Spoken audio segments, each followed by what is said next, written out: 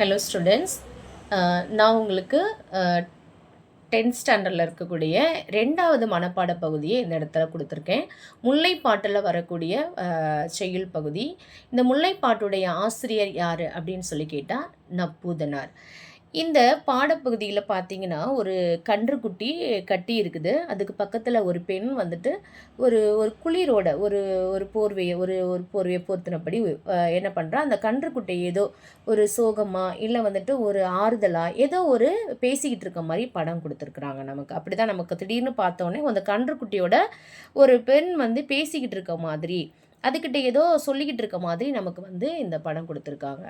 நம்ம இந்த முல்லை பகுதியில் முல்லைப்பாட்டில் நல்லோர் விருச்சி கேட்டல், நல்லோர் விருச்சி கேட்டல் அப்படின்ற தலைப்பில் நமக்கு கொடுத்துருக்குறாங்க. இப்போ நல்லோர் விருச்சி கேட்டல் அப்படின்னா வந்து நல் சொல் கேட்டல், நல்ல வார்த்தை கேட்குறது. நம்ம ஒரு விஷயத்தை பற்றி பேசிக்கிட்டு இருக்கும்போது யாராவது ஒருத்தர் வந்து நல்ல வார்த்தை இடையில சொல்லிட்டு போனால் நமக்கு வந்துட்டு மனசு சந்தோஷமாக இருக்கும் இல்லையா? இந்த மாதிரி இல்லை திடீர்னு டக்குன்னு என்ன பண்ணுவாங்க, ஒரு நல்ல விஷயம் பேசிகிட்டு இருக்கும்போது கெட்டதாக ஒன்று சொல்லிடுவாங்க. அப்போ திடீர்னு நமக்கு மனசு கஷ்டமாக இருக்கும். இப்படி பேசிகிட்டு இருக்கும்போது திடீர்னு கெட்டதை பற்றி பேசிட்டாங்களே, மனசு ஏதோ நமக்கு ஒரு கஷ்டமாக இருக்குது அப்படின்னு நம்ம சொல்கிறோம் இல்லையா? இல்லை ஒரு விஷயம் பேசிகிட்டு இருப்போம், நல்லது சொன்னால் நல்லது சொல்லிட்டான்ப்பா, அப்போ அந்த விஷயம் நல்லதாகவே நடக்கும் அப்படின்னு நமக்குள்ள நாமே தேற்றிக்கொண்டு நேர்மறையோடு நம்ம வாழ்கிறதுக்கு நம்மளை தயார்படுத்திக்கிறோம் நம்மளை.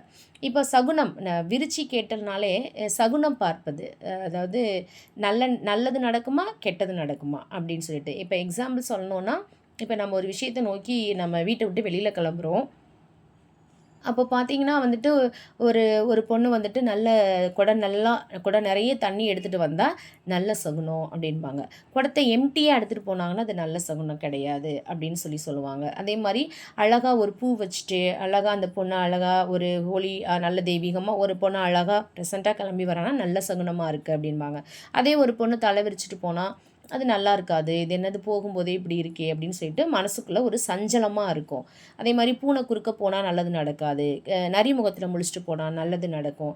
இந்த மாதிரி நம்ம நம்ம நம்ம பெற்றோர்களாக இருந்தாலும் சரி, இல்லை பெரியோர்கள் பாட்டி தாத்தாலாம் இப்படி தான் பார்ப்பாங்க.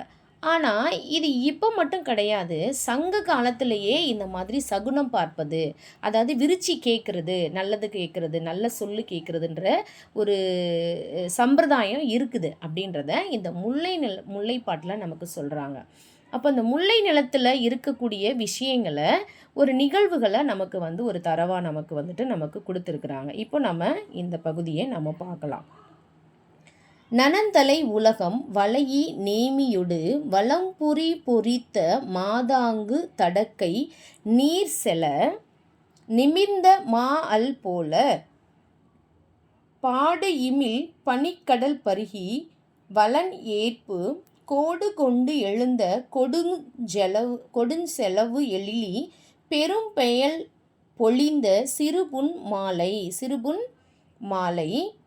அருங்கடி மூதூர் மருங்கில் போகி யாழ் இசை இன வண்டு ஆர்ப்ப நெல்லொடு நாளி கொண்ட நறுவி முல்லை. நறுவி முல்லைனா நறுமண மலர்கள். என்ன மலர்கள்? முல்லை மலர்கள். முல்லை நிலத்தில் என்ன பூக்கள் பூக்கும்? முல்லை பூக்கள் தான் பூக்கும். அப்போ மாலை என்பது என்னது? முல்லை நிலத்தில் சிறுபொழுது வந்து மாலை, பெரும் பொழுது வந்து கார்காலம் அப்படின்ட்டு நமக்கு சொல்லுவாங்க. அதே மாதிரி முல்லை நிலத்தோட கடவுள் யார்? திருமால், அல். அப்போ திருமால் பற்றி நமக்கு இங்கே சொல்கிறாங்க. அடுத்த லைனில் பார்த்தீங்க அப்படின்னு சொன்னால், அரும்பு அவில் அலறி தூவி கை தொழுது பெருமுது பெண்டீர் விருச்சி நிற்ப சிறு தாம்பு தொடுத்த பசலை கன்றின் உரு துயர் அலமரல் நோக்கி ஆய்மகள் நடுங்கு சுவல் அசைத்த கைய கொடுங்கோர் கோவலர் பின்னின்று உய்தர இன்னே வருகுவர் தாயர் என்போல் நன்னர் நன்மொழி கேட்டனம் அப்படின்னு நமக்கு கொடுத்துருக்காங்க. இந்த பகுதி தான் நமக்கு மனப்பாட பகுதியாக கொடுத்துருக்குறாங்க. ஆனால் இந்த முல்லை நிலத்தில் வரக்கூடிய இந்த முழு பாடலையுமே நம்ம வந்து பார்த்தோம் அப்படின்னு சொன்னால் ரொம்ப மிக அழகாக இருக்கும். நீங்கள் ஒரு விஷயங்களையுமே நீங்கள் எடுத்து நீங்கள் பார்க்கும் பொழுது ரொம்ப அழகாக இருக்கும். எப்படி அப்படின்னு சொன்னால், நனந்தலை உலகம், அதாவது அகன்ற உலகத்தை உடையது. அகன்ற உலகம், நனைந்தலை உலகம்னா அகன்ற உலகம். இந்த அகன்ற உலகம் வந்து வளைந்து என்ன பண்ணுதான், மழையை பொழிஞ்சிக்கிட்டு இருக்குது, மழையை அதிகமாக பொழிஞ்சிக்கிட்டு இருக்குதுன்னு இருக்காங்க. எப்படி இந்த மழை வந்தது அப்படின்னு கேட்டால், நேமியோடு வலம்புரி பொறித்த, நேமினா சக்கரம், வலம்புரினா சங்கு. இந்த ஒரு பக்கம் சக்கரமும் ஒரு பக்கம் வலம்புரி சங்கையும் வச்சிருக்கக்கூடியவர் யாரு? திருமால். ஏன் இங்கே திருமாலை சொல்கிறாங்க அப்படின்னு சொன்னால், அல் கொடுத்துருக்காங்க இல்லையா, திருமால். அப்போ திருமால் ஏன் கொடுத்துருக்காங்கன்னா, முல்லை நிலத்தோடைய கடவுள் யார் அப்படின்னு கேட்டால் திருமால் தான். அப்போது திருமால் வந்துட்டு எப்படி இருக்கிறாரு? தடக்கை நீர் செல நிமிர்ந்த அப்படின்னு கொடுத்துருக்காங்க. நீர் செல அப்படின்னு கேட்டால், இந்த இடத்துல ஏன் நீர் செல அப்படின்னு கொடுத்துருக்காங்கன்னா, இங்கே மாவலி மன்னன் அப்படின்றது கொடுத்துருக்காங்க. அந்த மாவலி மன்னன் தான் நீர் செல கொடுக்குறாரு அப்படின்னு சொல்கிறாங்க. நீர் அப்படின்றது, இந்த மாவலி மன்னன் என்ன பண்ணார், இந்த உலகத்தில் நான் தான் பெரியவன், நான் தான் எல்லாருக்குமே நிறைய கொடுப்பேன், எனக்கு தான் எல்லாம் தெரியும், எனக்கு நான் தான் அப்படின்ற ஒரு தலைக்கணமும் ஒரு கௌரவமும் இந்த மாதிரி நிறைய ஒரு தலைக்கணம் கொண்ட ஒரு மன்னராக அவர் இருக்கிறார். இதை பார்த்த திருமாலுக்கு அது மிகவும் ரொம்ப அது பிடிக்கலை. ஏன்னா இவ்வளோ தலக்கணத்தோடு இருக்கிறான், இவனுக்கு நாம் கண்டிப்பாக பாடம் எடுக்கணும், பாடம் புகட்டணும் அப்படின்னு முடிவு பண்ணி இவர் என்ன பண்ணுறாரு, தன்னுடைய உருவத்தை மிக குறைந்த அளவில் குட்டையாக்கிட்டு குள்ள மனிதராக அந்த அரசருடைய அரசவைக்குள்ளே நுழைகிறார். அப்போ எல்லா அரசவையில் இருந்தவங்க எல்லாருமே, யார் இந்த மனிதர், ரொம்ப குட்டையாக இருக்கார், பார்ப்பதற்கு சிறியவராக இருந்தால் கூட அவருடைய உடல் அமைப்பு பெரியவங்களாக தான் அவருக்கு தெரியுது. அப்போ யார் இந்த மனிதர், புதுசாக உள்ள நுழையிறாங்களே அப்படின்னு எல்லாரும் யோசிக்கிறாங்க. இப்போது நம்ம திருமால் என்ன கேட்குறாரு, அவருடைய உருவத்தை 3 அடி உயரமாக எங்கேயாவது தன்னுடைய குறைச்சிக்கிறார். 3 அடி உருவமாக குறைச்சிட்டு அவர் உள்ளே போகிறார். அப்போ அரசரே, எனக்கு நீங்கள் ஒரு உதவி பண்ணணும், நான் உங்கள்கிட்ட ஒரு உதவி கேட்டு வந்திருக்கேன் அப்படின்ட்டு கேட்குறாரு. என்ன உதவி வேணும் கேளுங்க, நான் கூட சொல்லுங்க அப்படின்னு கேட்குறாரு இந்த மாவலி மன்னன். இந்த மாவலி மன்னன் கிட்ட நம்முடைய திருமால் கேட்குறாரு, எனக்கு ஒரு 3 அடி நிலம் வேண்டும் அப்படின்னு கேட்குறார். 3 அடி நிலம் தானப்பா, அவனுடைய உருவத்தை பார்த்துட்டு 3 அடி நிலம் தானே, இவன் எவ்வளோ பெருசாக அகன்றுக்கு ஆளை வச்சிட போகிறான் அப்படின்னு நினச்சிட்டு, 3 அடி நிலம் தானே, பரவாயில்ல நீ எடுத்துக்கோ அப்படின்னு நான் உனக்கு கொடுக்குறேன் அப்படின்னு இந்த மாவலி மன்னன் வாக்கு கொடுத்துறார். வாக்கு கொடுத்த உடனே என்ன ஆகுது, திருமால் வானத்துக்கும் பூமிக்குமா தன்னுடைய உயரத்தை நிமிர்த்தி காட்டுறார். இங்கே பாருங்க, நீங்கள் பார்த்தீங்கன்னா நிமிர்ந்த அல் அப்படின்னு சொல்கிறாங்க. அப்போது தன்னுடைய உயரத்தை நிமிர்த்தி காட்டுறார், பயங்கர விஸ்வரூபம் எடுக்கிறார். பயங்கர உயரமான மனிதர், அவருடைய கால் பூமியிலையும் தலை வானத்துக்குமா இடிச்சுக்கிட்டு விண்ணுக்குமா இடிச்சுக்கிட்டு நிற்கிற அளவுக்கு நிற்கிறார். நின்ற உடனே தன்னுடைய முதல் அடியை அவர் எடுத்து வைக்கிறார். முதல் அடியை எடுத்து வச்சோடனே அந்த மன்னனுடைய நிலத்தின் எல்லை, அந்த நாட்டுடைய எல்லையில் போய் முதல் அடி நிற்கிது. அப்போது 2வது அடியை எடுத்து வைக்கிறார். அப்போ புரிஞ்சிருது, உயரத்தை எடுத்து வச்ச உடனேயே மன்னனுக்கு புரிஞ்சிருது, வந்திருக்குது சாதாரணமானவர் கிடையாது, பயங்கரமான அசாத்தியமுள்ள மனிதர், இவர் வேறு யாரும் இல்லை, கடவுள் தான், வந்திருக்கிறது திருமால் தான் அப்படின்னு முடிவு பண்ணுறார். வந்திருக்கிறது திருமால் தான் அப்படின்னு முடிவு பண்ணுறாரு. சாரி, டிஸ்டர்பன்ஸ்க்கு கொஞ்சம் சாரி. ஸோ வந்திருக்கிறது திருமால் தான் முடிவு பண்ணுறார். அப்போ 2வது அடியை எடுத்து வைக்கிறாரு. அந்த 2வது அடி வானத்தில் போய் முட்டுது. முதல் அடி அவருடைய நாட்டோட எல்லையில் நிற்கிது, நிலத்தோட எல்லையில் நிற்கிது, இந்த பூமியோட நிலத்தின் எல்லையில் நிற்கிது. 2வது அடி வானத்தின் எல்லையில் போய் முட்டிட்டு நிற்கிது. அப்போ 3வது அடியை கேட்குறாரு, அரசரே நான் 3வது அடியை நான் எங்கே கொண்டு போய் வைப்பேன் அப்படின்னு கேட்குறாரு. 3வது அடி வைக்கிறதுக்கு நான் எங்கே வைப்பேன் அப்படின்னு சொல்லும் பொழுது அந்த அரசருக்கு புரிஞ்சிருது, அவர் உடனே வந்திருக்கிறது கடவுள் தான் அப்படின்னு தெரிஞ்சுட்டு தலை தாழ்ந்து என்ன பண்ணுறாரு, நீங்கள் உங்களுடைய 3வது அடியை என் தலை மேலே வையுங்க அப்படின்னு அவர் சொல்லும் பொழுது திருமாலும் என்ன பண்ணுறாரு, அவருடைய 3வது அடியை அவர் தலை மீது வைக்கும் பொழுது அவர் மண்ணுக்குள்ளே புதைந்து போகிறதா வரலாறு நமக்கு புராணங்கள் நமக்கு சொல்லுது. இப்படி மண்ணுக்குள்ளே புதைஞ்சு போகிறோன்னே இந்த நாட்டு மக்கள்லாம் ஓடி வராங்க. ஓடி குய்யோ முறையோ நழுவுறாங்க, எங்கள் மன்னர் எப்படி ஆக்கிட்டீங்களே, எங்கள் மன்னர் எங்களுக்கு நல்லதெல்லாம் செஞ்சாரே, நீங்கள் இப்படி பண்ணிட்டீங்களே அப்படின்னு சொல்லும் பொழுது அப்போ அவர் சொல்கிறாரு, ஒன்றும் நீங்கள் பயப்பட வேண்டாம், ரொம்ப கவலைப்பட வேண்டாம். இவர் திருவோதர நட்சத்திரத்தில் நீங்கள் ஒரு திருவிழா கொண்டாடும் பொழுது திருவோதர நட்சத்திரத்தில் இருக்கக்கூடிய ஒரு நாளில் உங்கள் வீட்டுக்கு எல்லார் வீட்டுக்குமே இவர் வந்து அருள் பாலிப்பார், அதாவது காட்சி தருவார் அப்படின்ட்டு சொல்லி திருமால் மறைகிறார். அந்த மாதிரி வானத்துக்கும் பூமிக்குமா நிமிர்ந்து நிற்கிற திருமால் போல இந்த மேகங்கள் என்ன பண்ணுதா, வானத்துக்கும் பூமிக்குமா நிமிர்ந்து நின்று அது என்ன பண்ணுது, அப்படியே உயரமாக நிற்கிது அப்படின்னு சொல்கிறாங்க. அப்போ உயரமாக நின்ற உடனே பாடு இமிழ் பனிக்கடல் பருகி வளன் ஏற்பு அப்படின்னா அந்த கடல் அலை ஆனது, கடலில் வரக்கூடிய அலையானது, கரையை நோக்கி வரக்கூடிய அலையானது என்ன பண்ணுது, அப்படியே வரக்கூடிய அந்த ஓசையில் அப்படியே அந்த சத்தம் வந்துக்கிட்டே இருக்குது, ஒலி வந்துக்கிட்டே இருக்குது. இந்த இப்படி அடிச்சுட்டு போகிற ஒளியை வச்சுக்கிட்டு அந்த குளிர்ந்த நீரை வந்து என்ன பண்ணுது, அந்த மேகங்கள் சுருட்டிக்கிட்டு மேலே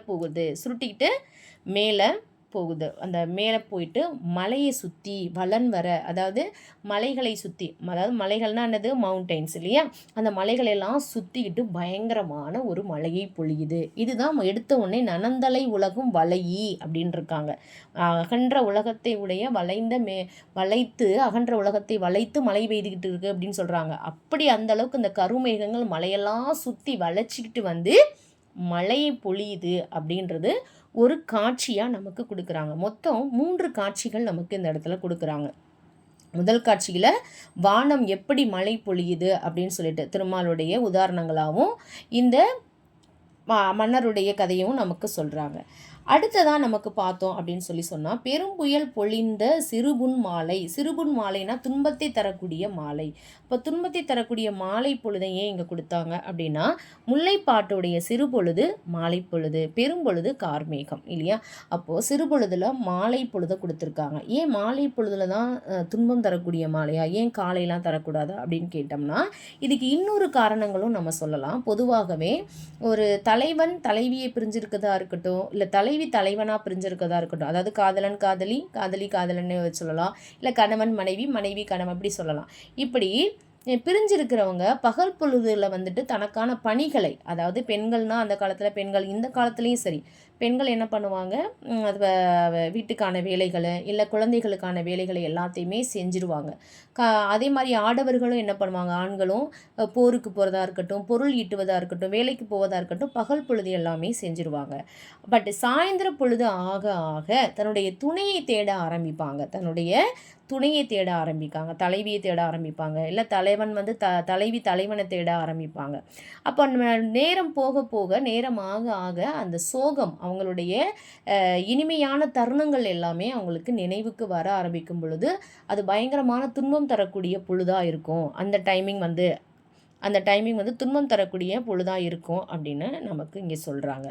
அப்படிப்பட்ட பொழுதில் அருங்கடி மூதூர் மருங்கில் போகி அப்படின்னு சொல்கிறாங்க. இந்த இடத்துல பெரும் முதிய பெண்கள் வந்துட்டு என்ன பண்ணுறாங்கன்னா, நல்ல சொல்லு கேட்குறதுக்காக தயாராகிறாங்க, விரிச்சி கேட்குறதுக்கு தயாராகிறாங்க.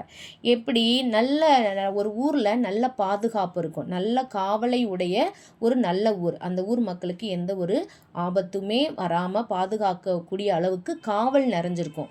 இந்த காவலை உடைய ஊர்ப்புறம் நோக்கி என்ன பண்ணுறாங்க, இந்த முதிய பெண்கள் வந்து போகும் பொழுது முல்லை நிலத்தில் என்ன பூக்கள் அதிகமாக இருக்கும், முல்லைப்பூக்கள் தான். முல்லை நிலத்தில் முல்லைப்பூக்கள் தான் நமக்கு அதிகமாக இருக்கும். இந்த முல்லைப்பூக்களுடைய தேநீரை அறிந்து கொண்டு எது நமக்கு யாழ் இசை வண்டு ஆர்ப்ப, இந்த வண்டுகளெல்லாம் அழகாக ரீங்காரமாக அப்படியே கத்திக்கிட்டு வருது, கேட்பதற்கு எப்படி இருக்கா, யாழ் இசை போல இருக்குது அப்படின்னு சொல்கிறாங்க. நறுவி முல்லைனா நறுமண மலர்கள், முல்லை மலர்கள் அவ்வளவு நறுமணமாக வீசிக்கிட்டு இருக்கு. இந்த மலர்களில் தேனை குடிச்சிட்டு இந்த வண்டுகள் எல்லாம் அழகாக ரீங்காரம் பாடிக்கிட்டு வர்றது யாழிசை மாதிரியே இருக்குது.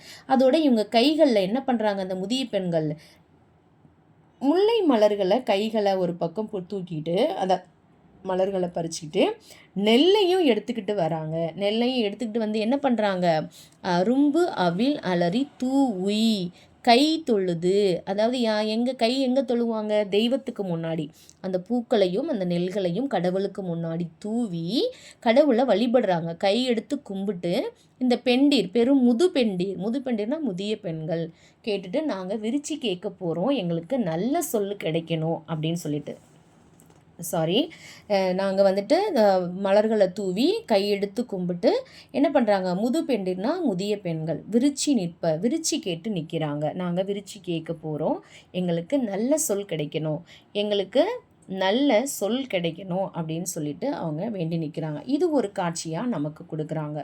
ஒரு பக்கம் காட்சி வந்துட்டு மழை மேகம் நிறைய பெய்கிற மாதிரி காட்டுறாங்க, திருமாலைக்கு உதாரணமாக காட்டி மழை பெய்கிறத காட்டுறாங்க.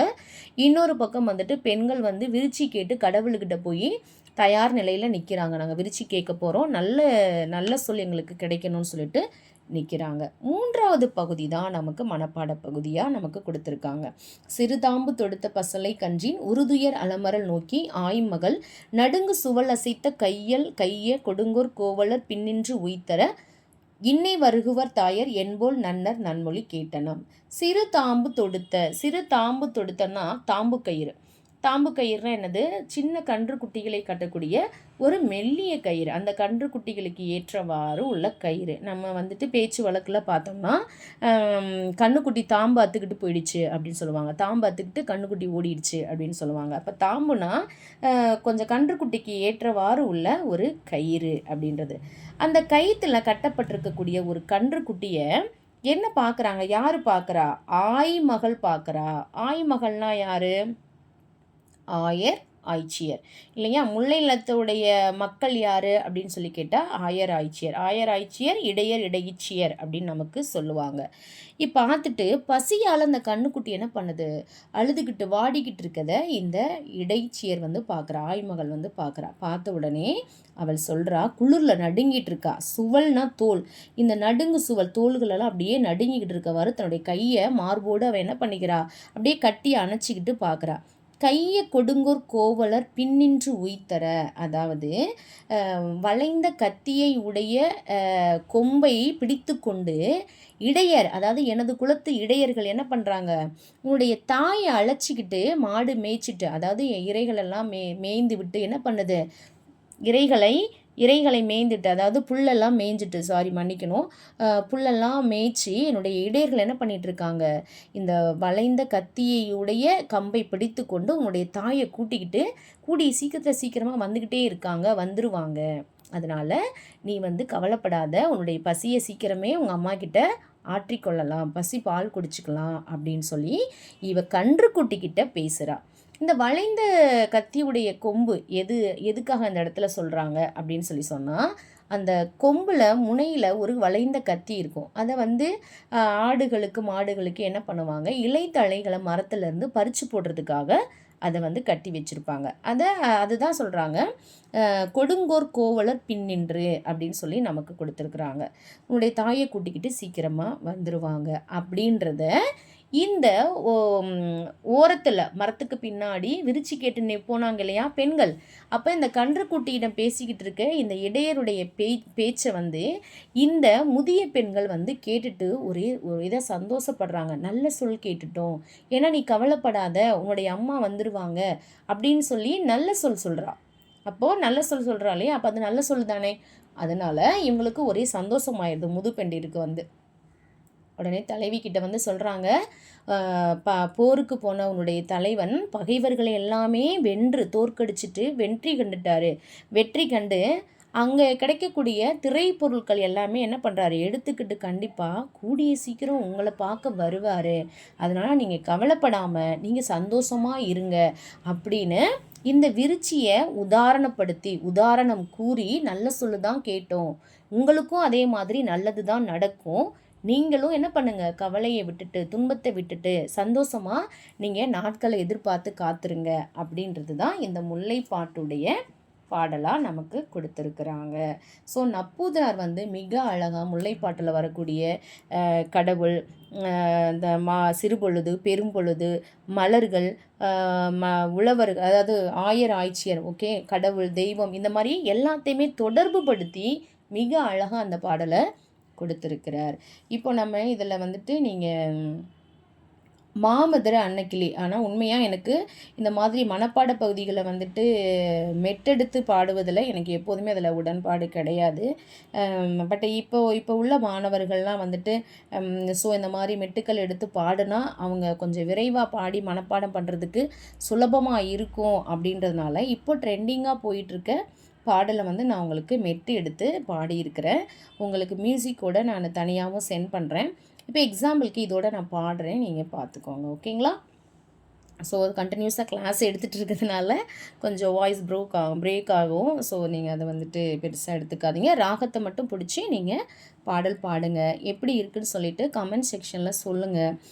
புரிகிற மாதிரி கிளாஸ் இருந்ததா? இல்லை ஏதாவது பிழைகள் இருந்ததுன்னா கூட நீங்கள் வந்து கமெண்ட் செக்ஷனில் வந்து நீங்கள் கமெண்ட் கொடுக்கலாம். ஓகேங்களா? இப்போ நம்ம பாடலை பார்ப்போம். சிறு தாம்பு தொடுத்த பசலை கஞ்சின் உறுதுயர் அலமரல் நோக்கி ஆய்மகள் நடுங்கு சுவல் அசைத்த கையல் கைய கொடுங்கோர் கோவலர் பின்னின்று உய்தர இன்னே வருகுவர் தாயேர் என்போல் நன்னர் நன்மொழி கேட்டனம். இப்படி நீங்கள் பாடுங்க. திருப்பி நீங்கள் வந்துட்டு ரிப்பீட்டடாக அந்த ராகத்தை நீங்கள் கேட்டிங்கன்னா கண்டிப்பாக உங்களுக்கு சீக்கிரமாக மனப்பாடம் பண்ணிடுவீங்க.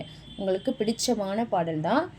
உங்களுக்கு பிடித்தது மாதிரி உங்களால் சீக்கிரமாக அதை பிக்கப் பண்ண முடியுன்றதுனால அந்த பாடலை நான் வந்து சூஸ் பண்ணியிருக்கேன். ஸோ நீங்கள் பிடிச்சிருந்தா லைக் பண்ணுங்கள். கமெண்ட் செக்ஷனில் கமெண்ட் பண்ணுங்கள். Thank you so much.